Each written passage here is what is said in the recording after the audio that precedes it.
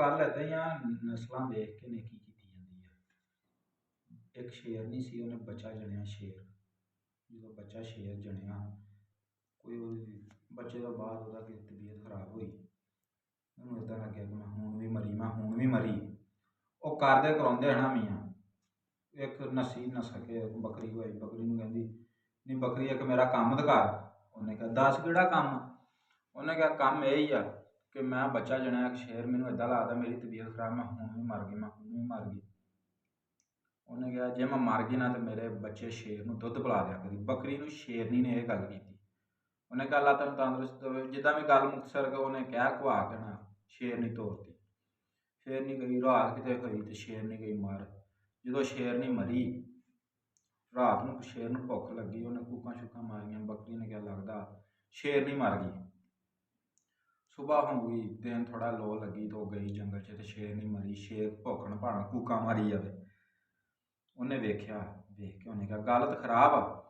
उन्हें करदे कराउंदे ना थन थुन दे मूँह लाए, करदे कराउंदे उन्हें दुध शुद्ध पिलाया, शेर जाया। यह सिलसिला करदे कराउंदे उन्हें शेर जवान कर लिया। जो शेर जवान होया भाई, शेर हुण रखवाली करनी। बकरी ने उत्थे जंगलों च खुली पई चरना, चरदे चराउंदी रज के आ जाना। शेर ने उसकी रखवाली करनी, यही मुसलसल रूटीन रखी। वो भाई ये नज़ारा एक बाद वेखी जाए। जो बाद ने नज़ारा वेख वेख के उन्हें एक दिन उड्या, उड़ के आख बकरी नूं कहंदा नी बकरी एक गल दस। उन्हें कहा पुछ।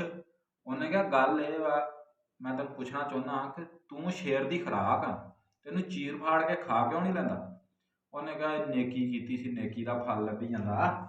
उन्हें कहा अच्छा किहड़ी नेकी? उन्हें कहा तू भी किसी ना कर, तेनों भी फल लभे। उन्हें कहा ठीक आ। ओ भाई इदां ही होई। वो गया उड्या, उड़ के जो पहाड़ की एक चोटी से बैठा जाके उन्हें वेख्या थल्ले एक चूहा रुड़िया जांदा। उन्हें चूहे ने चुक्या, चुक के चुंझ पा के उत्ते लाया। उत्ते पर दे ते सर्दी सीगी।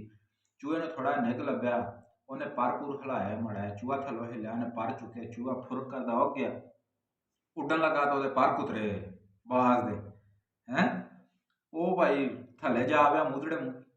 वो करदे कराउंदे रिड़दे खुड़दे बकरी को आया। बकरी नूं आ कहंदा नी बकरी तू कहनी सी नेकी कर, सिला लभू। मैं चूहे ने नेकी की तो मेरे पर कुतरे गए। उन्हें कहा बाला अकल कर, नस्लां वेख के नेकी करी दी हुंदी। मैं नेकी की शेर नाल ते फल वाह लभ्या, तू किहनां नेकी करदा पिया? चूहे दे नाल।